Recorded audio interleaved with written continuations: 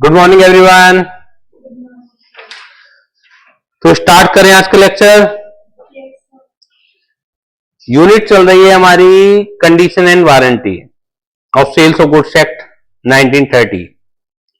Already we have discussed what is a condition. Condition is a stipulation which is essential to the main purpose of the contract of sale and breach of which gives a right to the buyer to cancel the contract. Warranty is a stipulation which is a collateral to the main purpose of the contract, not the essential, and breach of which gives a right to the buyer not to reject the goods but to claim only damage. इसके बाद हमने types of condition and warranty discuss किया था, express और implied. Express के सिर्फ example दिए जा सकते हैं, उन्हें कैटेगरी नहीं दी जा सकती बिकॉज एक्सप्रेस कंडीशंस अलग अलग होंगी जो बायर और सेलर हर कॉन्ट्रैक्ट में सेपरेटली डिस्कस करेंगे। बट इम्प्लाइड कंडीशन की लिस्ट लॉ मेकर्स ने दी हुई है जो इम्प्लाइड बाय लॉ हैं, और implied condition implied warranty exception भी है कैवेट एम्प्टर प्रिंसिपल का, because principle of caveat emptor ये कहता है कि it is not the duty of the seller to disclose the defect of his goods, rather it is the duty of the buyer to satisfy himself about the quality and suitability of the goods. But implied condition क्या है, हमने last class में पढ़ा था। Implied condition to the title, implied condition to the description, implied condition to the sample, implied condition to the sample as well as the description. यहां पर सब जगह सेलर की ड्यूटी है कि टाइटल, ये बायर की ड्यूटी नहीं कि वो पूछता फिरे कि whether sale has a right to sell और नॉट। ये ऑटोमेटिकली इंप्लाइड कंडीशन है कि होना ही चाहिए। डिस्क्रिप्शन के अनुसार अगर कोई गुड्स बेचा जाता है तो ये भी सेलर की ड्यूटी है। सैंपल दिखला के अगर बायर कोई चीज लेता है तो ये भी सेलर की ड्यूटी है कि जो वो सप्लाई कर रहा है वो सैंपल के अनुसार होगी। उसके अलावा description as well as sample है तो दोनों एक तरह से मिक्स हैं उसके अंदर।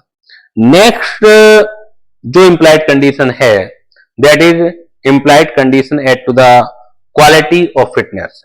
एज पर माय ओपिनियन जब हम पढ़ेंगे तो it is not a case of implied condition but it is a case of express condition.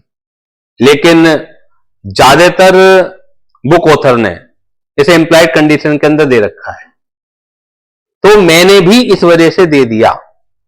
लेकिन माइंड ओपन रखिए कि मेनी टाइम क्या होता है कि हम कोई चीज गलत एक्सप्लेनेशन के साथ पढ़ रहे हैं तो माइंड उसमें नहीं है। देखिए जिसने गलती करी उसने फिर भी कुछ सोच के गलती करी होगी, लेकिन अगर हम उस गलती को आगे बढ़ा रहे हैं तो इसका मतलब है कि हम में अपना माइंड नहीं है।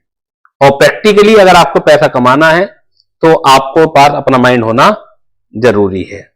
तो अगर इसे जांचेंगे तो this is not a case of implied condition, rather it is a case of express condition. क्योंकि ये क्या कहता है, condition eight to the quality of fitness. पहले तो कैवेट एम्प्टर प्रिंसिपल की बात करता है कि there is no implied condition eight to the quality और fitness for any particular purpose of the good supplied under a contract of sale. In other word the buyer must satisfy himself about the quality as well as the suitability of the goods. This is expressed by the maxim caveat emptor that is the let the buyer beware. इसके नीचे जो example है गलती से double आ गया है, ये example sale by sample as well as by description का था, तो इसे काट दीजिए। तो this is the caveat emptor principle. अब जितने भी इंप्लाइड कंडीशन है तो वो क्या है, एक्सेप्शन है ना caveat emptor की। चाहे हम condition eight to the title की बात करें, चाहे हम condition eight to the description की बात करें, चाहे हम condition eight to the sample की बात करें, चाहे sample as well as description की बात करें, सारी की सारी all implied condition are the exception of the caveat emptor. तो सबसे पहले condition eight to the quality of fitness में हमने कैवेट एम्प्टर की बात करी, फिर हमने एक्सेप्शन टू दिस रूल की बात करी। यानी कि इंप्लाइड कंडीशन है किस बात की, अगर ये कंडीशन सेटिस्फाइड हो जाए। There is an implied condition that the goods shall be reasonably fit for a particular purpose describe if the following three condition are satisfied. हम पहले तो बात कर रहे हैं कैविटेम्टर में there is no implied condition whether goods are suitable for buyer purpose. ये duty buyer की है कि वो अपनी रिक्वायरमेंट को देखे, सुटेबिलिटी क्वालिटी को चेक करे, जांचे पड़ताल करे, ठीक है।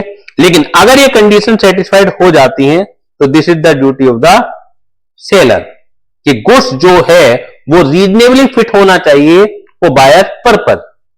ये इंप्लाइड कंडीशन है, हम बात इसी की तो बात कर रहे हैं। इंप्लाइड कब है? If the following three condition are satisfied. कौन सी कंडीशन नंबर 1 है? The particular purpose for which goods are required must have been disclosed expressly और impliedly by the buyer to the seller. मेरा कहना यह है कि जब तक ये 3 कंडीशन सेटिस्फाइड नहीं होंगी, जब तक condition add to the quality की कोई गारंटी सेलर की तरफ से नहीं दी जाती। एक्सप्रेस हो सकती है, एक्सप्रेस तो कुछ भी हो सकता है, इंप्लाइड कुछ नहीं है। लेकिन इंप्लाइड क्या कह रहे हैं? इंप्लाइड मानी जाएगी, सेलर की ड्यूटी मानी जाएगी अगर ये 3 कंडीशन सेटिस्फाइड हो गई। और कंडीशन नंबर 1 क्या है? The particular purpose for which goods are required must have been disclose. अगर वो पर्टिकुलर पर्पज जिसके लिए रिक्वायर्ड है गुड्स वो डिस्क्लोज हो ही रहा है तो इंप्लाइड कहां रह गई? तब तो एक्सप्रेस हो गई। एक्सप्रेस का मतलब क्या है कि हर चीज आप तय करेंगे, हर चीज आप डिसाइड करेंगे। बायर पूछेगा, फिर सेलर की लायबिलिटी बनेगी, वो तो सब चीजें एक्सप्रेस में आ जाएंगी। इंप्लाइड में कौन सी चीज आती हैं जिसमें बायर को पूछने की जरूरत भी ना पड़े? जैसे condition act to the title, buyer को पूछने की जरूरत नहीं है कि वेदर कि जो वो गुड्स परचेज कर रहा है वो चोरी का है नहीं है, वो मान ले ऑटोमेटिकली एज्यूम कर ले कि चोरी का नहीं होगा, राइट टू सेल सेलर के पास होगा। लेकिन अगर क्वालिटी और फिटनेस के बारे में बायर को एक्सप्रेसली बोलना पड़ रहा है तो मेरा यह कहना है कि ये इंप्लाइड का केस ना होके एक्सप्रेस का है। लेकिन सभी लोगों ने इंप्लाइड के अंदर लिख रखा है, मैंने भी इसलिए इंप्लाइड का लिख दिया है। क्लियर हो गई बात ये? तो ये मैं क्योंकि आपको आगे तक मुझे ले जाना है इस फील्ड में, तो आप, क्योंकि हम लोग जो है एक भावना से गिरे रहते हैं या इतनी बड़ी बड़ी लेवल पे चीजें चल रही हैं वो गलत कैसे हो सकती हैं? अगर गलत नहीं है तो कोर्ट में क्यों नहीं टिक पाती? कई बार चीजें, कई बार सरकार एक्शन लेती है, कोर्ट में वो एक्शन को रिजेक्ट कर दिया जाता है। एक्चुअल में तो कोर्ट में जाके पता लगती है चीज। ऐसा नहीं है कि जो चीज प्रचलन में चल रही है वो सारी सारी ठीक ही होंगी।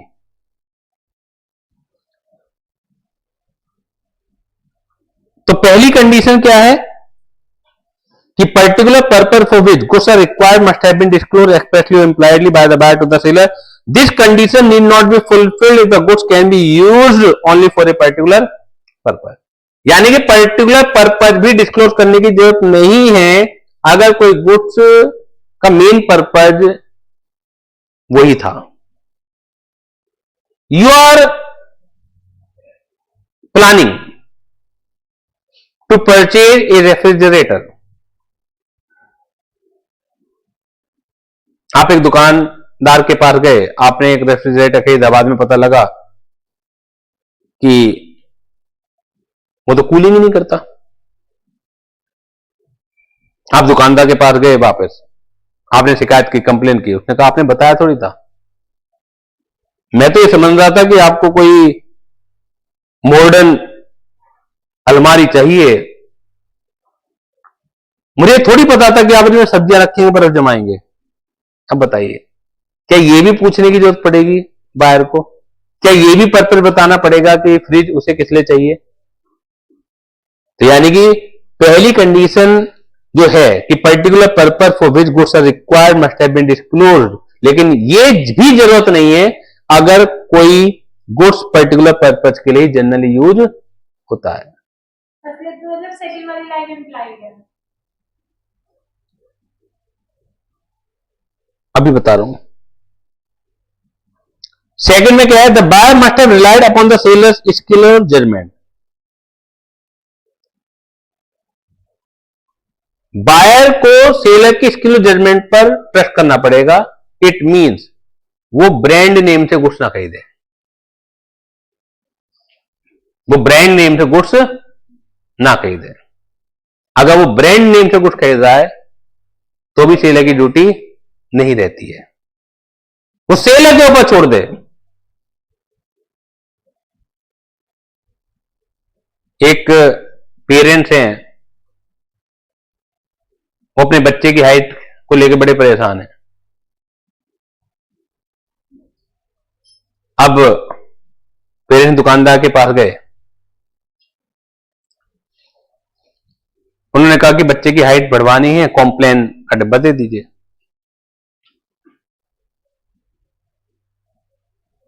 अब कॉम्प्लेन भी दिमाग में क्यों आया बच्चे के? बच्चे ने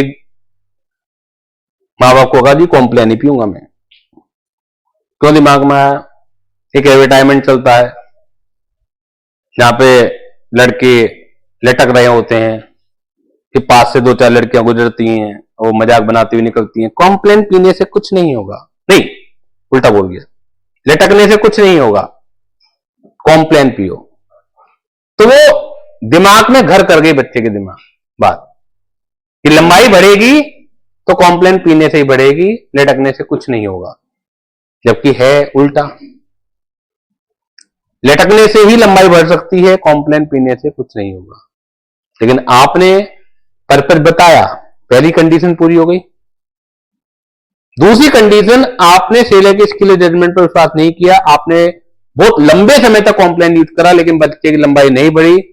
आप सेलर को दोषी ठहराना चाहते हैं, नहीं ठहराया जा सकता, because second condition is not satisfied. Second condition तब सेटिस्फाइड होती अगर आप केमिस्ट के, आप दुकानदार के पास जाते और आप पर्पस बताते और वो हेल्थ रीडिंग अपनी तरफ से देता, चाहे वो कॉम्प्लेन भी निकाल के दे। भाई तुम जानो हमारा तो पर्पस ही है। अब दुकानदार या तो मना कर देना चाहिए कि जी देखिए आप ले तो रहे हैं लेकिन मैंने कभी लंबाई बढ़ते हुए देखी नहीं, आप अपने रिस्क पर लीजिए, बात ही खत्म हो जाती है। लेकिन आपने पर्पस बताया और दुकानदार तब भी कोई हेल्थ रीडिंग निकाल के दे रहा है तो दुकानदार लायबल हो जाएगा, क्योंकि वो आपको फिट नहीं है। तीसरी चीज और, the seller business must to sell the such goods, ये इंप्लाइड कंडीशन है, ये वाली at to the quality fitness तभी लगेगी जब आप एक कैजुअल सेलर से ना खरीदें गुड्स को, रेगुलर सेलर से खरीदें। किराना शॉप पर भी आपको कॉम्प्लेन के डिब्बे मिल जाएंगे। अब आपने पर्पस बताया, सेलर की स्किल एंड जजमेंट पर विश्वास किया, तब भी कुछ नहीं हुआ, तो भी किराना शॉप मालिक जिम्मेदार नहीं है, क्योंकि तीसरी कंडीशन सेटिस्फाइड नहीं है। अगर यही चीज केमिस्ट से खरीदते आप तो तीसरी कंडीशन भी सेटिस्फाइड हो जाती। तो तीन कौन कौन सी कंडीशन है? Implied condition add to the fitness and quality में नॉर्मल तो पहले कैविट एम्प्टर है, it is not the duty of the seller, rather it is the duty of the buyer, but seller is liable if the following three conditions are satisfied. पहला, particular purpose disclose करना पड़ेगा buyer को। दूसरा, seller की skill and judgement पर विश्वास करना पड़ेगा। तीसरा, सेलर का वो ट्रेड होना चाहिए, यानी कैजुअल सेलर के पास आप नहीं जाएंगे, क्योंकि अगर आप कैजुअल के पास जाते हैं, रेगुलर के पास नहीं जाते हैं, तो दोषी आप भी हैं, आप गलत आदमी पर विश्वास कर रहे हैं ना। समझ आ रही है बात आपके? The condition cannot be invoked against a casual seller. Circumstances under which condition add to the fitness not applicable. कौन से हालात हैं जिसमें condition add to the fitness applicable नहीं होगी? एक तो अगर आप ब्रांड नेम तक खरीदते हैं, सेलर की स्किल पर विश्वास करते ही नहीं है, तो ये तो अलग से मुझे लिखने की जरूरत भी नहीं थी। ये तो देखा जाए ऊपर की कंडीशन कोई सेटिस्फाइड नहीं कर रही है, हमें अलग से उस बात को लिखना है जो ऊपर की कंडीशन सेटिस्फाइड है, तो भी कुछ एक्सेप्शन के अंदर भी एक्सेप्शन है। Getting this point? उसमें एक है कि आपने पर्टिकुलर पर्पस बता दिया, आपने सेलर के स्किल जजमेंट पर विश्वास किया, आप कैजुअल सेलर के पास गए भी नहीं, रेगुलर के पास गए, तो सेलर की जिम्मेदारी है। लेकिन सेलर की जिम्मेदारी नहीं है, बावजूद इसके कि तीनों कंडीशन सेटिस्फाइड हो रही हैं, अगर आप में बायर में कुछ एबनॉर्मल चीजें थी और वो डिस्क्लोज नहीं कर पाया। आप फेशियल करवाने के लिए जाते हैं, ब्लीच करवाने के लिए जाते हैं,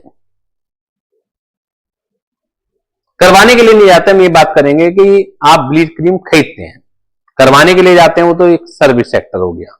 ऑल्दो समझ में उससे भी आ जाती बात आपको। जब क्रीम को खरीदते हैं, ऑल्दो वार्निंग लिखी रहती है कि सबसे पहले आप इसे एक हाथ पर, हथेली पर लगा के देखें, क्योंकि उसमें कुछ ऐसे केमिकल होते हैं कि अगर आपकी स्किन सेंसिटिव है तो आपकी स्किन को जला भी सकती है, काला निशान पड़ जाएगा वहां से। तो अगर आपकी स्किन सेंसिटिव है, नॉर्मली वो ब्लीच क्रीम सबको सूट करती थी, लेकिन आपको सूट नहीं करा, जबकि आपने पर्पज भी बताया था, आपने सेलर के स्किल जजमेंट पर विश्वास भी किया था, आपने रेगुलर सेलर से भी खरीदा था, बावजूद इसके सेलर जिम्मेदार नहीं होगा, क्योंकि वो चीज हर एक को सूट करती है, लेकिन आपको सूट नहीं करी। तो where the buyer fails to disclose to the seller any abnormal circumstances. Example, X bought tweed coat and found unfit for her abnormally sensitive skin. कपड़ा है, नए नए फैब्रिक आ रहे हैं, तो नॉर्मली सबको सूट कर रहा है, लेकिन आपकी स्किन को सूट नहीं करा। The seller was not liable because the cloth was fit for everyone with a normal skin and she did not inform the seller about her abnormally sensitive skin. Clear होगी बात ये? Next page पर example आप पढ़ लीजिएगा। Refrigerator के भी example मैंने दे रखा है आपको, जो अभी समझाया था मैंने। कंडीशन एज टू मर्चेंटेबल क्वालिटी, समझिएगा। मर्चेंटेबल क्वालिटी का मतलब क्या होता है कि गुड्स ऐसा होना चाहिए which can be bought and sold, which is saleable, बिकने के योग्य हो। देखिए, बिक गया, सेलेबल और सोल्ड आउट में अंतर होता है। हर चीज जो बिक जाए, क्या वो बिकने के योग्य हो सकती है? बिक गई और बिकने के योग्य होना अलग चीज है। तो ये कह रहे हैं कि मर्चेंटेबल होना चाहिए, गुड सप्लाई जो सेलर के द्वारा किया जाए वो बिकने के योग्य होना चाहिए। और ये कंडीशन ध्यान से समझिएगा, ये कंडीशन अगर कोई गुड्स बायर के द्वारा ब्रांड से भी खरीदा जाए तो भी लगेगी। सेलर ये नहीं कह सकता कि उसने मेरी सेल जजमेंट पर तो विश्वास नहीं किया था। क्वालिटी और फिटनेस वाली अगर ब्रांड से खरीदोगे तो नहीं लगेगी। क्वालिटी और फिटनेस अलग चीज हो जाती है कि मुझे सूट नहीं कर रही, अगर वो ब्रांड से खरीदोगे तो नहीं लगेगी। लेकिन वो चीज जो सप्लाई की जा रही है वो बिकने के योग्य थी ही नहीं, आप ब्रांड से भी खरीद रहे हैं, तो ये कंडीशन तब भी एप्लीकेबल होगी। इसमें जो एग्जाम्पल नीचे दे रखा है, एक्स ने एक खाना पकाने वाला कोयला खरीदा। कोयला एक ऐसा भी होता है जो इंजन, जिससे रेलगाड़ी के इंजन भी चला करते हैं, और भी अलग अलग फैक्ट्री में भी यूज हो सकता है। खाना पकाने वाले कोयले में एक्सप्लोसिव एलिमेंट नहीं होते, विस्फोटक चीजें नहीं होती हैं, जबकि इंजन को ईंधन और ताकत, पावर बहुत ज्यादा चाहिए होती है, तो उस समय हो सकता है उसमें कुछ विस्फोटक चीजें भी हो। एक्स ने कोयले डीलर से कोयला खरीदा। घर में जो लेडीज थी उन्होंने कोयले को जैसी आग दिखाई, विस्फोट हो गया, इंजर्ड हो गई वाइफ। तो क्या वो कोयला बिकने के योग्य था? बताइए आप मुझे, क्या वो कोयला जो खरीदा गया है बिकने के योग्य था? नहीं था, और उसे बेच दिया गया है, तो इसके लिए सेलर जिम्मेदार है। तो ये चीज तब भी एप्लीकेबल होगी अगर आप कोई ब्रांड नेम से खरीदते हैं, लेकिन वो ऐसी चीज है जो बिकने के योग्य नहीं थी ब्रांड नेम से खरीदने के बाद भी। Where the goods are bought by the description from the seller who deals in goods of their description, whether he is the manufacturer or producer or not. There is an implied condition that goods shall be of merchantable quality. The present merchantable quality means that quality and condition of the goods must be such that a man of ordinary prudence would accept them as the goods of their description.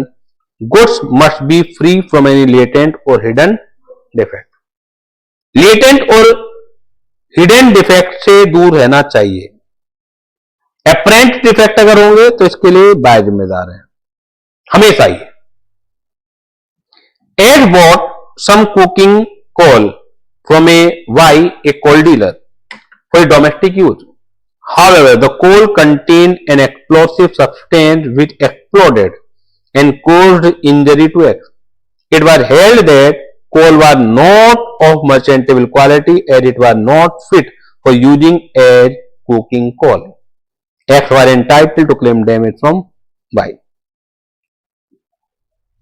कब मर्चेंटेबल quality की condition applicable नहीं होगी? अगर उसमें apparent defect है, visible defect है, which could be discovered by the buyer by showing ordinary prudence. थोड़ी सी भी दिमाग लगाता वो पता लग जाता है, उनके लिए सेलर जिम्मेदार नहीं है। एक्सपायर्ड चीजें खरीद रहे हैं आप, क्या देख के नहीं पता लग सकता था कि वार्निंग लिखी रहती है, date of manufacturing expiry date लिखी हुई रहती है, तो बिकने के तो वो भी नहीं है। आप चाय की पत्ती बाजार से खरीद के ला रहे हैं, एक्सपायर्ड डब्बा खरीद के ला रहे हैं, तो उसके लिए सेलर जिम्मेदार नहीं है, जो इजीली पता लग सकती थी। There shall be no implied condition as regards defect which the buyer could have discovered if the buyer has examined the goods. Glue का एग्जाम्पल है यहां पर, गोंद चिपकाने के लिए जो यूज होती है। एक्स ने वाई से ग्लू परचेज की, काफी बड़ी मात्रा में परचेज की होगी, बैरल्स में भरी भी थी, और every facility was given to X for its examination. और वाई ने कहा भी था आप चेक कर लीजिए, but X did not examine the content. बाद में अगर ग्लू के अंदर चिपचिपाहट कम है या नहीं है तो आप उसे रिजेक्ट नहीं कर सकते, ये कहते हुए बाय सेइंग कि this is not a merchantable quality. बिल्कुल बात सही है कि मर्चेंटेबल क्वालिटी की नहीं थी ये, लेकिन डिफेक्ट इस तरह का था जो अपरेंट था, जो आप डिस्कवर कर सकते थे। क्लियर? और दो लाइनें लिखी हुई बोल्ड करके मैंने, the implied condition to the merchantable quality applies to goods whether और not the goods are sold under a patent और ए ट्रेड। यानी कि ये दलील सेलर की नहीं चलेगी कि आपने गुड्स जो है पेटेंट नेम से खरीदा था। अगर आप ब्रांड नेम से भी खरीदते हो तो भी सेलर की जिम्मेदारी है कि गुड्स मर्चेंटेबल तो होना चाहिए।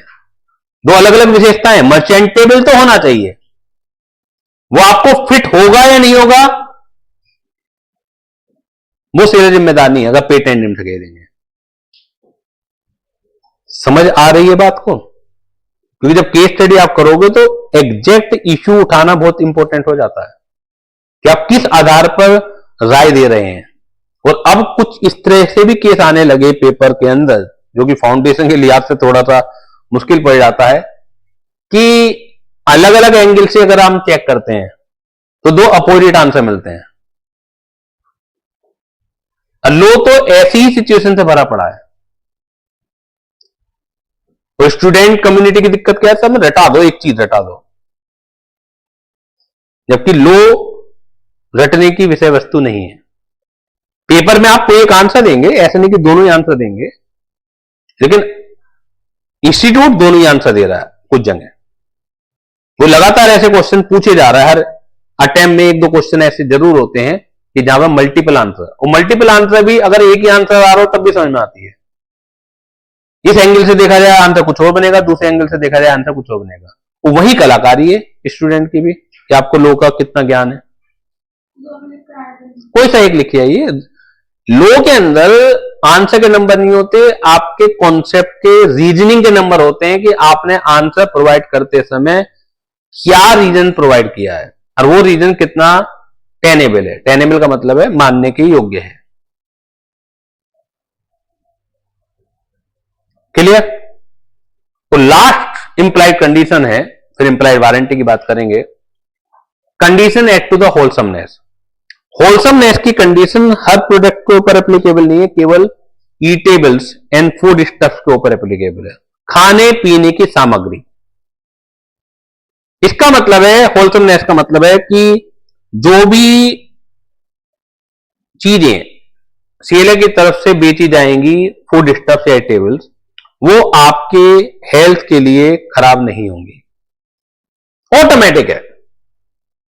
आप बाजार से कोई पेस्ट्री परचेज करते हैं, 4 दिन पुरानी है वो, तो फूड पॉइजनिंग होने का खतरा है आपको। पूछने की जरूरत नहीं है बायर को कि भाई फ्रेश है या नहीं है, ये माना जाएगा कि वो फ्रेश ही होगी। क्लियर होगी बात ये? इन केस ऑफ ईटेबल्स और प्रोविजन और food stuffs, there is an implied condition eight to the wholesomeness. Condition at to the wholesomeness means that goods shall be fit for human consumption. As bought milk from Y dairy, the milk contained typhoid germs. कुछ germs थे उसके अंदर बुखार पैदा करने वाले। Ex wife consumed milk, become infected and died. कितना भारी भरकम नुकसान हो गया। Why were liable for damage because the milk was not fit for human consumption. तो यहां पर डेयरी का जो मालिक है वो इस चीज के लिए लायबल होगा, because they is a breach of implied condition eight to the wholesomeness. तो एक बार रिपीट कर लेते हैं कि टोटल 7 इंप्लाइड कंडीशन है। पहली condition eight to the title, condition eight to the description, दूसरी condition eight to the sample, condition eight to the sample as well as description, condition eight to the quality and fitness जो आज ही पढ़ा हमने, फिर condition eight to the wholesomeness और condition eight to the merchantability. Clear है? ये total 7 है। एक और भी होती है लेकिन उसका एग्जाम्पल कभी पूछा नहीं जा सकता, वो होती है implied condition eight to the custom और यूसेज ऑफ ट्रेड। वो बहुत जगह अपने आप ही लग जाती हैं चीजें, मतलब खाली यही नहीं, वारंटी में भी लग जाएगी। क्या मैंने बताया कि condition eight to the custom और usage of trade. Condition, implied condition eight to the custom और यूसेज ऑफ ट्रेड के अंदर क्या चीज आती है? जो चीज जहां प्रचलन में हो। जैसे अगर हम हरियाणा की तरफ की बात करें, एग्जाम्पल इसका सेल्स और गुड्स चेक करना देके केवल कस्टम और यूसेज की बात कर रहा हूं मैं। पहले भी शायद मैंने दिया था कि हमारे संविधान में कहीं मल्टीपल मैरिज नहीं लिखा हुआ, लेकिन मुस्लिम में तो अलाउड है। कैसे? कस्टम और यूसेज, मान्यता और रीति रिवाज। समझ आ रही बात आपके? स्पेसिफिकली अलाउड नहीं है पूरे संविधान में, किसी कानून में स्पेसिफिकली मुसलमानों को अधिकार नहीं दिया गया है, लेकिन कस्टम और यूसेज है तो मना भी नहीं है। क्लियर? पंचायतों का रोल आज की तारीख में बहुत नहीं है। पुराने समय में तो जो निर्णय होते थे पंचायतों के द्वारा ही होते थे, अब तो अदालतों ने उनकी जगह ले ली है और लीगलाइज अदालतें ही हैं। लेकिन हरियाणा की तरफ चले जाओ तो खाप पंचायतों का नाम सुना होगा आपने, वहां अभी भी मेजॉरिटी केस वो खाप पंचायतों के द्वारा निर्णय सुनाए जाते हैं। अब बड़े भयंकर निर्णय होते हैं जो आज के सभ्य समाज के हिसाब से नहीं होनी चाहिए, ये मानते हैं वहां के लोग।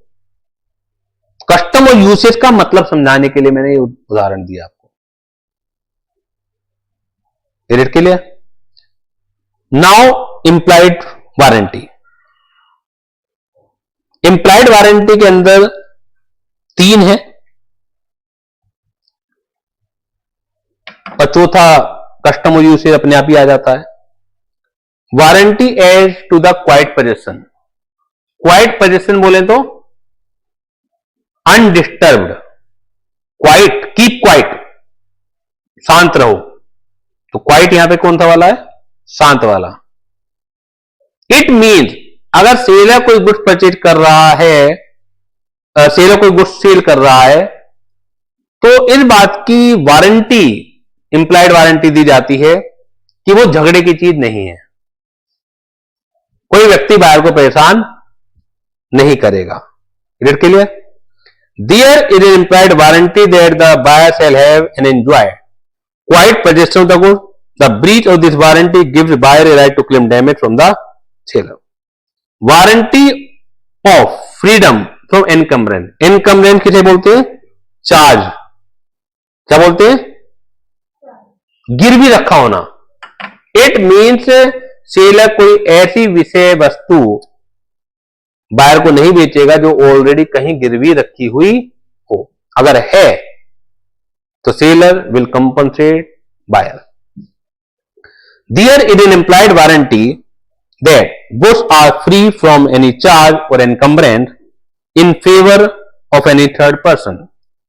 If the buyer is not aware of such charge or encumbrance, the breach of this warranty gives buyer a right to claim damage from the seller. और लास्ट इंप्लाइड वारंटी है warranty to disclose dangerous nature of the goods. अगर goods जो बेचा जा रहा है seller की तरफ से उसमें कोई डेंजरस नेचर है तो ये सेलर की जिम्मेदारी है कि उस नेचर को डिस्क्लोज करेगा। जैसे आग बुझाने का जो आप सीज फायर इक्विपमेंट लेके आते हैं, तो किसी से भी लेके आए, ये उसकी जिम्मेदारी है कि वो बताएगा कि कभी यूज करना है तो इसके ढक्कन को कैसे खोलना होगा, इसके पिन को कैसे ओपन करना होगा, क्योंकि अगर गलत तरीके से आपने किया तो विस्फोट भी हो सकता है। कुछ बोतलें आती हैं जिनकी कॉर्क, ढक्कन को खोलने का एक स्पेशल मेथड होता है, नहीं तो खोलते वक्त वो विस्फोट भी हो सकता है या वो नुकसान पहुंचा सकती हैं। तो ये डेंजरस नेचर को डिस्क्लोज करने की जिम्मेदारी किसकी है? सेलर की होती है। In case of goods of dangerous nature the seller must disclose और warn the buyer of probable danger. If the seller fails to do so the buyer may make him liable for breach of implied warranty. और एक last में आई जाएगी implied warranty as to the custom और usage. वो automatic है। तो कौन कौन सी 4 वारंटी हुई हमारी इंप्लाइड? मतलब मेनली 3 है। Quiet possession, free from encumbrance, disclose dangerous nature of the goods और कस्टम और usage. These are 4 implied warranty and this chapter is end now. Important chapter है और एक ना एक क्वेश्चन पेपर में जरूर इस टॉपिक से आपको मिलेगा ही मिलेगा। ऐसा हो ही नहीं सकता कि इस चैप्टर से क्वेश्चन ना मिले। अब हम नजर डाल लेते हैं कि किस किस तरीके के क्वेश्चन आए हुए हैं, इससे आपको और अंडरस्टैंडिंग मिलेगी कॉन्सेप्ट को समझने के लिए। चलिए पास्ट ईयर क्वेश्चन देखते हैं। जनवरी 21 में डायरेक्ट क्वेश्चन है, what are the difference between a condition and warranty in a contract of sale. Also explain when shall a breach of condition be treated as a breach of warranty under provision of the sales of goods act. तो condition और warranty में difference लिखना है और जो 3 cases हैं कि when a breach of condition be treated as a warranty, वो आपको एक्सप्लेन करना है। November 18. What is the doctrine of caveat emptor? What are the exceptions to the doctrine of caveat emptor? Principle, सिद्धांत। तो ये भी डायरेक्ट क्वेश्चन है। नवंबर 19, 6 number का क्वेश्चन है, केस स्टडी। अब ज्यादातर इस तरह के क्वेश्चन आते हैं, आप देखेंगे जैसे ऊपर के दो डायरेक्ट क्वेश्चन थे, ये भी मिलेंगे आपको, लेकिन ये परसेंटेज में बहुत मिनिमाइज रहेंगे, लाइक 25%, 30%। बाकी के जो 60 से 70% क्वेश्चन रहने वाले हैं आपके, वो सारे केस स्टडी बेसिस पर रहेंगे। ये भी पुराना केस है वैसे तो, नवंबर 19 का। Mrs Geeta went to the local rice and wheat wholesale shop and asked 400 kilogram of basmati rice. Case को बड़ा ध्यान से अंडरस्टैंड कीजिएगा। The shopkeeper quoted the price of the same as 125 per kg, to which she agreed. Mrs. Geeta insisted that she would like to see the sample of what will be provided to her by the shopkeeper before she agreed upon such purchases. तो कहां की तरफ इशारा हो रहा है, cell by sample, कि वो शॉपकीपर के पास गई, एक एग्रीमेंट करना चाह रही है बासमती राइस का 100 किलोग्राम का। शॉपकीपर ने प्राइस बताया, वो तैयार भी है उसके लिए, लेकिन वो चाह रही है कि हम फर्दर बढ़े, इससे पहले मैं सैंपल देखना चाह रही हूं कि बासमती राइस का जो सैंपल है वो दिखला दीजिए मुझे। Shopkeeper show her a ball of rice a sample, the sample exactly correspond to the entire lot. The buyer examined the sample casually without noticing the fact that even though the sample was the basmati rice, but it contained a mix of long and short grain. कहते हैं ना कि rice लंबे लंबे जितने होते हैं उतने अच्छे माने जाते हैं।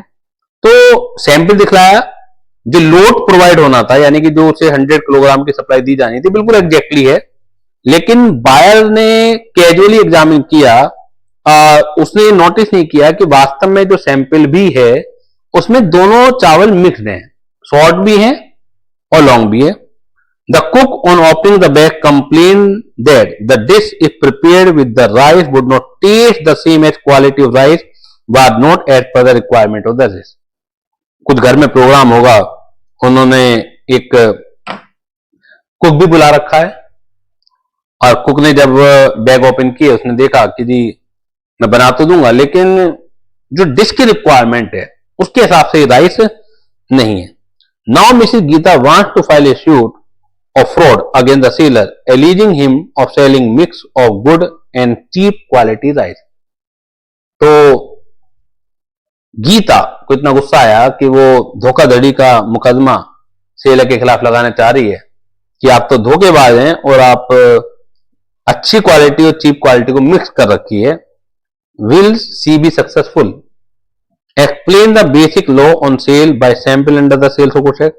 Decide the fate of the case and options open to the buyer for grievances redressal as per the provision of the Sales of Goods Act. What would be your answer in case Mrs. Geeta specified her exact requirement as to the length of the right? एक ही question में बहुत सारे point of view उन्होंने discuss करने के लिए कह दिए। इससे पता लग जाता है कि exactly student knows about the law. अगर हम पहली बात की बात करें, क्योंकि एक तो इन्होंने सैंपल से ही जोड़ दिया ऐसे, क्लियर है, तो आपको उसी से जोड़ के बताना है। ऑल्दो ये दूसरे एंगल से भी जोड़ सकता था, हम पहले सैंपल की बात करते हैं। तो सेल बाय सैंपल में जो रिक्वायरमेंट, जो सेलर की इंप्लाइड वारंटी या कंडीशन रहती है, वो इतनी रहती है कि goods in bulk sale correspond with the sample. अब वो है इस क्वेश्चन में, और इसके अलावा बायर विजिबल डिफेक्ट के लिए खुद जिम्मेदार होता है, लेटेंट डिफेक्ट के लिए वो खुद जिम्मेदार नहीं होता। Goods should be free from latent और हिडन डिफेक्ट, ये सेलर की जिम्मेदारी है। तो ऐसा कहीं से कहीं तक नहीं लग रहा है कि गुड्स में कोई लेटेंट डिफेक्ट था, विजिबल डिफेक्ट था, लॉन्ग और शॉर्ट ग्रेन्स मिले हुए थे, और अगर बायर चेक करता तो आराम से पता लग सकता था। क्वेश्चन कह भी रहा है कि कैजुअली एग्जामिन किया है, तो सारी की सारी जो गलती है वो किसकी है, मिसेस गीता की है। तो इसके आधार पर वो कंप्लेन नहीं कर सकती है। इसके बाद ये बताया, इससे पूछा गया है लास्ट में, what would be your answer in case Mrs Geeta specified her exact requirement as to the length of the rice. तो यहां पर क्वालिटी ऑफ फिटनेस वाली बात आ जाती है। यहां पर क्या आ जाती है, क्वालिटी ऑफ फिटनेस वाली बात आ जाती है, implied condition eight to the quality of fitness. उसमें क्या होता है, क्योंकि एग्जैक्ट लेंथ बता दी उसने, इसका मतलब है कि पर्पस बता दिया, इसके अलावा ब्रांड नेम पर विश्वास नहीं करा, कैजुअल सेलर के पास वो गई नहीं, तो क्योंकि तीनों की तीनों कंडीशन सेटिस्फाइड हो रही हैं, तो उस केस में सेलर की जिम्मेदारी बंध जाती कि वो एग्जैक्ट लेंथ वाले चावल ही सप्लाई करे। Decide the fate of the case and options open to the buyer for grievances redressal as per the provision of the Sales of Goods Act. Basically जो explain the basic law on sample by under the Sales of Goods Act है, और decide the fate ये एक साथ ही आ गया। हमने खाली sample को ही डिस्कस थोड़ी करा, हमने ये भी बता दिया कि बायर के पास ऑप्शन अवेलेबल है या नहीं है, तो उस वाले केस में नहीं था, दूसरे वाले केस में होगा। आंसर देख लेते हैं। As per the provision of the Sales of Goods Act 1930, in a contract of sale by sample, there is an implied condition that the bulk shall correspond with the sample in quality. The buyer shall have a reasonable opportunity of comparing the bulk with the sample. In the instant case, in the light of the provision of the Act, Mrs. Geeta will not be successful as she casually examined the sample of rice which exactly correspond to the entire load without noticing the fact that even though the sample was that of basmati rice, but it contained a mix of long and short grains. तो उसी को फिर नीचे रिवर्डेड किया हुआ है, ठीक है, ये आप पढ़ लोगे, एक एक लाइन मुझे जरूरत नहीं है, मैं सीधे आंसर की बात कर रहा हूं, लास्ट की 3 line. In case Mrs Geeta specified her exact requirement as to the length of the rice, then the implied condition that goods shall be correspond with the description. If it is not so, the seller will be held liable. इन्होंने answer देते वक्त किससे जोड़ रखा? Description से। Quality fitness से भी जोड़ा जा सकता है। Is it clear?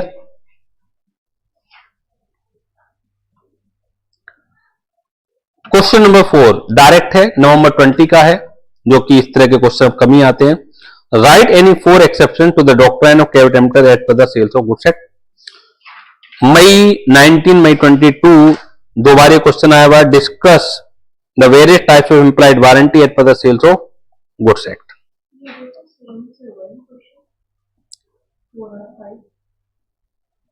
4 हाँ, क्योंकि उसमें एक्सेप्शन पूछे हैं, इसमें डायरेक्टली इम्प्लाइड पूछ गया।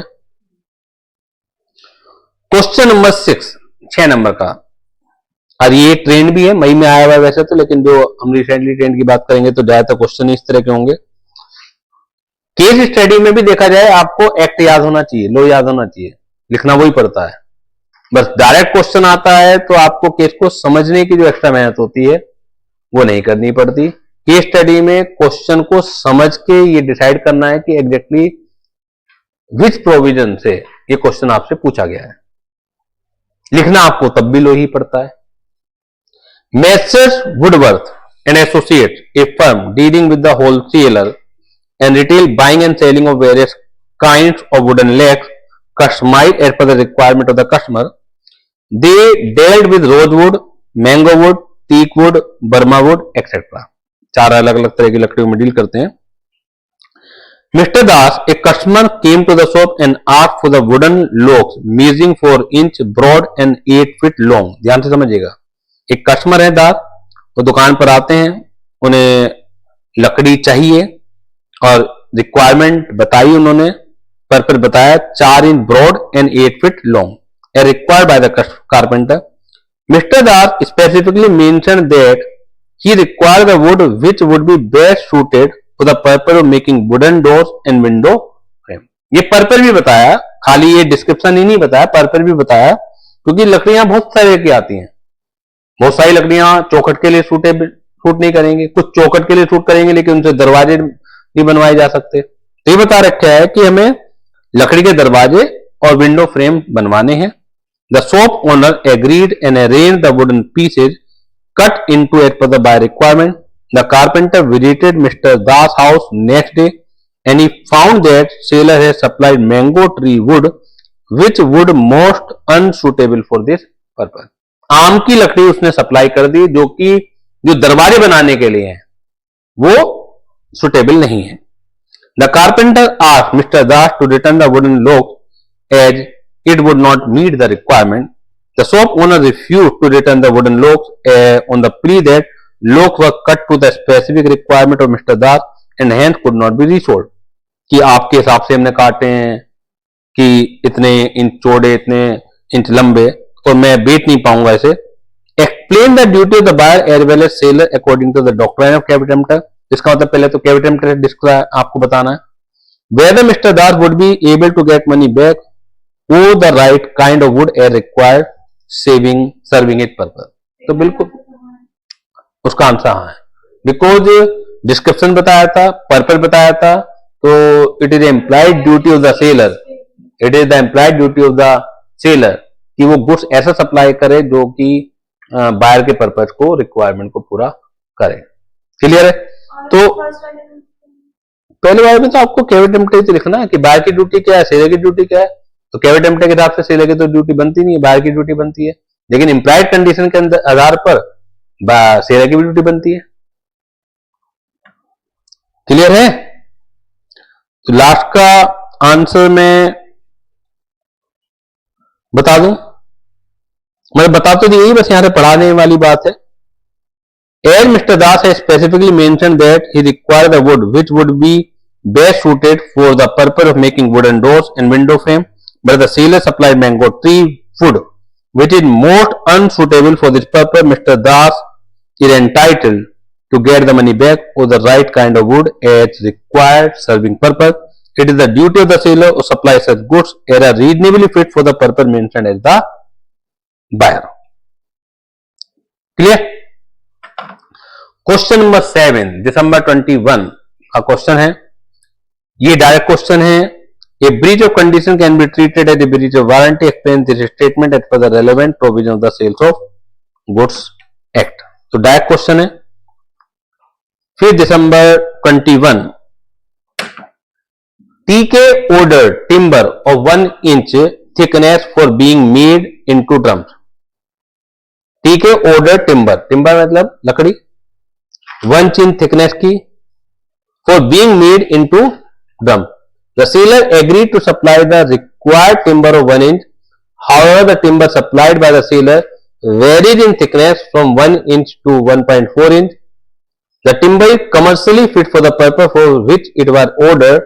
टीके reject the timber. Explain with relevant provision of the sales of goods act whether TK can reject the timber. इसके दो तरीके से आंसर दिए जा सकते हैं और ये जितने भी आंसर हैं इंस्टीट्यूट के हैं. मैंने कोई चीज हाइड नहीं करी है, क्योंकि जब डबल डबल आंसर है ना, उसे एक्सप्लेन करना और बच्चे के दिमाग में बिठाना बड़ा मुश्किल होता है. एक तो डिस्क्रिप्शन के अनुसार दिया जा सकता है. डिस्क्रिप्शन में बताया गया था 1 इंच थिकनेस की चाहिए. सेलर एग्री हुआ और उसने 1 इंच की जो टिम्बर है वो सप्लाई करी, लेकिन जो टिम्बर सप्लाई की वो वेरी कर रही थी 1 इंच टू 1.4 इंच. और जब हम implied condition to the description में पढ़ते हैं तो आपने वहां पढ़ा होगा कि सेलर ये दलील भी नहीं दे सकता कि बायर का पर्पस पूरा हो रहा है. तो देखा जाए आगे लिखा हुआ कि बायर का पर्पस पूरा हो रहा है, लेकिन ये दलील भी सेलर की नहीं चलेगी और buyer can reject the good. अगर हम वहां से देते हैं तो आंसर आएगा. लेकिन अगर हम बात करते हैं कि क्वालिटी और फिटनेस इंप्लाइड वाली, तो उसमें 3 कंडीशन है. 3 कंडीशन में क्या है कि बायर पर्पस बताएगा, सेलर की जजमेंट पर विश्वास करेगा और कैजुअल सेलर के पास वो नहीं जाएगा. तो सेलर की जिम्मेदारी है कि वो गुड्स दे जो बायर के पर्पस को पूरा कर रहा है. अब क्योंकि क्वेश्चन आपको ये भी बता रहा है कि timber is commercially fit for the purpose for which it was ordered. Merchantable तो है ही है. मर्चेंटेबल का मतलब ये बिकने के योग्य नहीं है, बट डिस्क्रिप्शन के अनुसार ही तो नहीं है. तो दूसरे वाले पॉइंट ऑफ व्यू से जब आप आंसर देंगे तो वहां पर बायर है no right to reject the goods. अब दोनों के अपोजिट आंसर है. कई बार क्या होता है कि 2 एंगल पे जाते हैं हम, दोनों से सेम आंसर भी निकल जाते हैं. लेकिन जब कुछ जगह ऐसा भी होता है कि 2 एंगल पे जाते हैं कि एक एंगल से आंसर कुछ और आ रहा है, एक एंगल से आंसर कुछ और आ रहा है. अगर डिस्क्रिप्शन से जाएंगे आप तो buyer has a right to reject, और अगर कंडीशन पे जाएंगे, कंडीशन फिटनेस पर, तो buyer has no right to reject the goods. Clear है? तो अगर आप देखें पहले वाला जो आंसर है, हेंस टीके can not reject the timber, दिख रहा होगा आपको। अल्टरनेटिवली में डिस्क्रिप्शन का दिया होगा, तो वहां पर आ जाएगा टीके में रिजेक्ट द टिम्बर। ये लो का मैजिक है। अभी तक जितने भी आप सब्जेक्ट पढ़ के आए होंगे थियोरिटिकली, उनमें एक पर्टिकुलर आंसर के ऊपर डिपेंड रहते हैं, लेकिन लो में नॉलेज का मतलब क्या है कि आप अपनी बात को कितने तरीके से एक्सप्लेन कर पा रहे हैं विद रीजन। सेम वकील आपको मालूम होना चाहिए, एक वकील है सब उसके दहेज प्रथा का केस वो लड़ता है, सोचने वाली बात है। लड़कियों के फेवर में कानून बना हुआ है, क्या एक वकील लड़कियों के लिए लड़ता होगा? क्या अगर लड़का पक्ष वाला आ गया कि लड़के पक्ष वालों ने हमारे ऊपर ये दहेज प्रथा का केस लगाया हुआ है, तो जी मुझे नहीं आता, मुझे तो बस लड़कियों का बचाव आता है, लड़कों का बचाव नहीं आता, तो पॉसिबल है? नहीं पॉसिबल है। जब लड़कों का बचाव करना है तो आपको ऐसे हथकंडे अपनाने हैं जहां पर वो प्रोविजन अपनाने जहां पर लड़कों का बचाव हो सके। तो जब आप लड़की की तरफ लड़ रहे हो तो ऐसे हथकंडों को आपको आजमाना है जहां लड़का पेनलाइज हो। सेम वकील होगा, उसे दोनों भी आने चाहिए। समझ आ रही है बात? माने यही केस है, टिम्बर वाला ही केस है। शॉपकीपर को भी वकील रखना पड़ेगा और जो खरीदार है उसे भी वकील रखना पड़ेगा। अगर खरीदार ये कह रहा है रिजेक्ट करना है तो वकील को वो वाले पॉइंट उठाने पड़ेंगे जी डिस्क्रिप्शन का मैटर है। शॉपकीपर वाले वकील को क्या पॉइंट उठाने पड़ेंगे? क्वालिटी फिटनेस को हाईलाइट करवा के रखना पड़ेगा। तो ऐसे केस अब ज्यादा आने लगे। पेपर में आपको एक ही एंगल से देना है, लेकिन वो एंगल आपका जस्टिफाइड होना चाहिए। ऐसा नहीं है कि सर ने एक ही एंगल से दिया और होलसमनेस से हम इसे जोड़िया है। अरे होलसमनेस भाई ई टेबल फूड स्टफ पे लगता है, हम मार्केटेबिलिटी से जोड़िया है, हम इसे मार्केटेबिलिटी का तो पॉइंट ही नहीं उठाया गया इसके अंदर। Condition add to the title से जोड़िया है, कहां है condition add to the title इसके अंदर? क्यों जोड़िया है आप? जो पॉइंट जहां से जुड़ रहा है जोड़ के तो वही आएंगे ना। क्लियर? नवंबर 22 का केस देखिएगा, ये भी अल्टरनेट आंसर से है। मिस्टर के visited messrs Makrana marble for the purchase of marble and tiles for newly build house. He asked the owner of the above shop, Mr. J, to visit the house prior to supply so that he can clearly ascertain the correct mix and measurement of marble and tile. Buyer ने कहा कि आप मेरा घर visit कीजिए, site visit कीजिए, so that कि आप अंदाजा लगा पाए कि एग्जैक्टली मुझे क्या चाहिए। Mr. J agreed and visited the house on the next day. He inspected the room in the first floor and car parking space. Mr. K insisted him to visit the second floor as well. आप second floor पर भी जाइए, because the construction pattern was different. Mr. J ignored the suggestion. यही seller ने ignore कर दिया, लापरवाही दिखलाई। Mr. J supplied 146 blocks of marble as per the size for the room and 16 boxes of tiles with a word of caution that tiles can bear only a reasonable weight. Mr. जे यानी कि जो supplier है, seller है, उसने दो अलग अलग tiles के पैकेट दिए और ये कहा कि ये केवल एक इतना ही वेट संभाल सकती हैं। ध्यान दीजिएगा, ऊपर उसने रूम भी दिखलाए थे और कार पार्किंग भी दिखलाई थी। तो जो रूम में टाइल लग सकती हैं वो कार पार्किंग में पॉसिबल नहीं है, खत्म हो जाएंगी। Marble and tile were successfully laid except on second floor due to different size of the marble. The tile fitted in the parking space also got damaged due to the weight of the vehicle came for unloading cement bag. Mr. K asked Mr. J for the replacement of the marble and tiles, to which Mr. J refused, taking the plea that marble were as per the measurement and it was unsafe to fit tiles as the parking area as it cannot take heavy load. Discussed in the light of the provision of the Sales of Goods Act, Can Mr. J refuse to replace the marble with reference to the doctrine of cavitum and list the duties of the both K and J, whether the replacement of damaged tiles be imposed on Messer Makrana Marbles Acklin. तो पहले क्या पूछा है? Mister J refuse to replace. नहीं. Can mister J refuse to replace the marble with reference to the doctrine of caveat emptor? बताइएगा. Refuse नहीं कर सकता, उसको लेनी पड़ेगी. किस तरीके से जोड़ रहे हो? क्योंकि पहले तो वो एक ही डिस्क्रिप्शन नहीं, वो वाला फिट वाला कि उसने उसकी एबिलिटी पे भी वो करा भरोसा, पर वो तब भी ठीक टाइम में पहुंचा पाया क्योंकि उसने पार्किंग स्पेस तो देखी थी. उसको ये भी पता था कि पार्किंग में तो गाड़ी आएगी और अभी कंस्ट्रक्शन चल रहा है तो वो ट्रक भी अनलोड होगा, तब भी उसने वीक टैक्स बेची. अच्छा, देखिए पूरे केस को स्टडी जब आप करते हैं, उसे टाइल सप्लाई करते वक्त जो पार्किंग वाली थी उसने कहा था एक रीजनेबली लोड. अब बायर ने पूरा पर्पज भी कहां बताया कि उसे क्या क्या खड़ा करना है.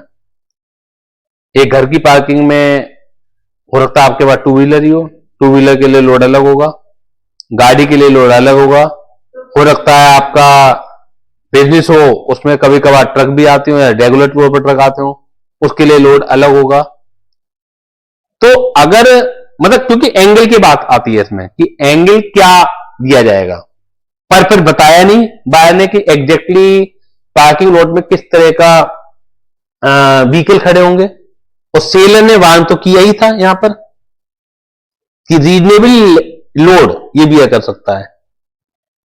बात समझ में आ रही? अगर ये वार्निंग नहीं होती, पार्किंग लोड देखा जरूर था उसने, इसमें कोई बात नहीं है, लेकिन पार्किंग लोड देखने के बाद हम अपनी जो चीज सप्लाई कर रहे हैं और बता भी रहे हैं कि रीजनेबली लोड इसमें भी करेगा, तो बायर को उस समय बता देना चाहिए था कि लोड मेरा कितना रहने वाला है. आंसर देखिएगा. पूछा है क्या जे रिफ्यूज कर सकता है? Yes, mister K J can refuse to replace the marble as per the supply the marble as per the requirement of the buyer, that is mister K. Duty of K क्या होनी चाहिए थी? Is that he had to examine the marble and tiles carefully and should follow the caution given by J. जो सावधानी बरतने के लिए seller ने कहा था, बायर को वो सावधानी बरतनी चाहिए थी. That is seller that tiles can bear only reasonable weight before laying them in the parking space of his house. Duty of J seller की is that goods supplied, tiles and marble shall be reasonably fit for the purpose for which the buyer wants them.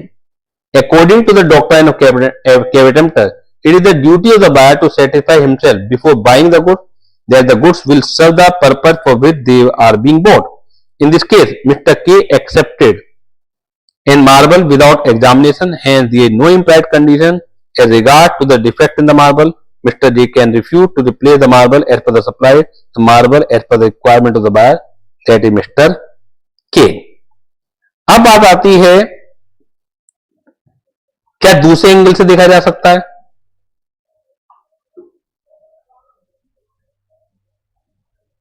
दूसरे angle से वो second floor का तो बात ही नहीं हो रही इसमें. क्या दूसरा एंगल वही लगेगा as to the condition of fitness, यानी कि क्या बायर के अनुसार है वो. पर्पल बताया था, सेलर की स्किल और जजमेंट पर विश्वास किया था, ब्रांड नेम पे नहीं गए थे. अगर डायरेक्टली उससे जोड़ा जाए इसे तो वहां पॉसिबिलिटी है, क्योंकि लॉ में मेनी टाइम्स ऐसा होता है कि आप बिल्कुल डायरेक्ट तो कुछ नहीं बता सकते, तो वहां पॉसिबिलिटी नजर आती है कि शेयर की इंप्लाइड कंडीशन है कि आपका पर्पस पूरा होगा. ऑल्दो वहां पर भी जो एक कमी है कि एग्जैक्टली कितना वेट डालना है वो बायर ने नहीं बता रखा है. हाँ, पढ़ लेंगे आप इस आंसर को.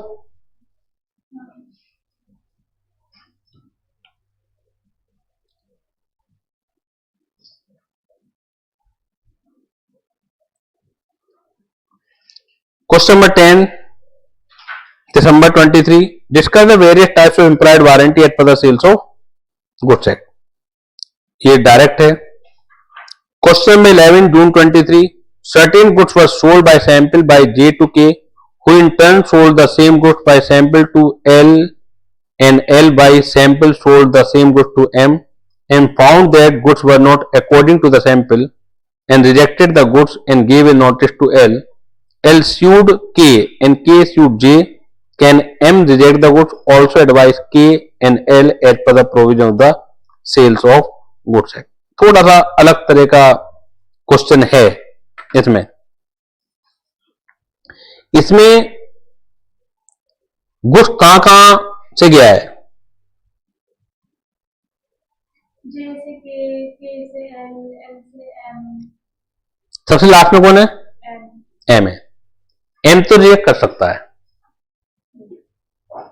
शिकायत उसने करी। उससे पहले कहां गया था? जे टू के, फिर के टू एल।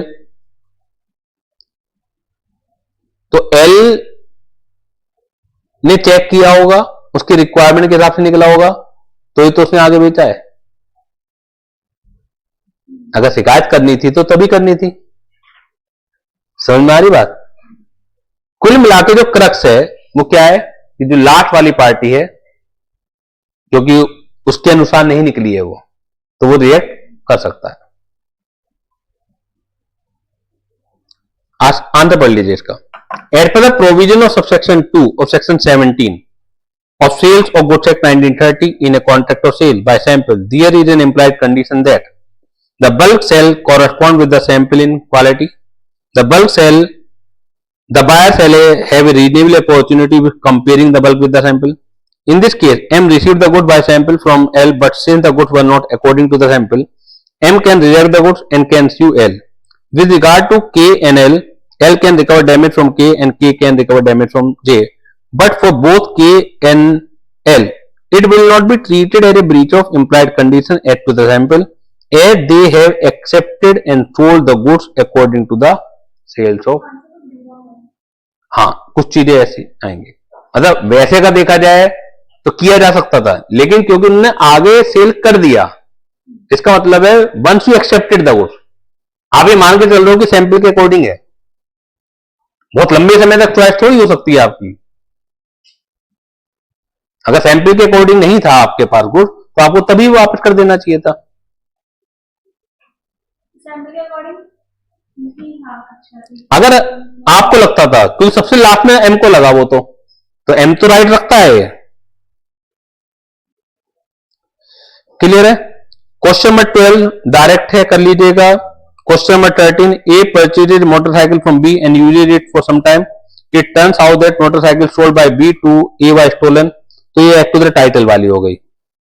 क्लियर है?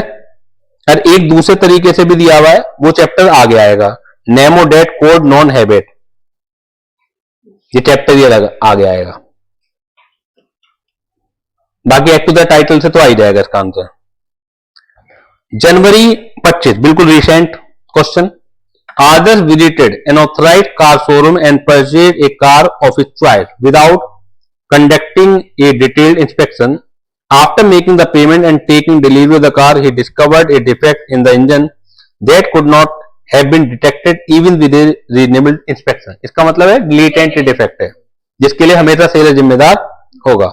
With reference to the provision of the Sales of Goods Act, advise whether others can invoke the implied condition of merchantability and repudiate the contract due to their defect in the car. Yes, answer last का देख लीजिएगा बस। Conclusion, others can indeed invoke the implied condition of merchantability under section 16 of the Sales of Goods Act 1930 and seek to repudiate the contract due to the defect in the car engine as it affects its fitness for use and was not detectable by reasonable examination. Clear है? तो आज हम class को यहीं पर wind up करते हैं। Next class में unit number 5 passing of property, बड़ी खूबसूरत सी यूनिट है ये भी, और बहुत सारी चीजें सीखने को मिलेंगी, शुरुआत करेंगे। तब तक के लिए थैंक यू वेरी मच।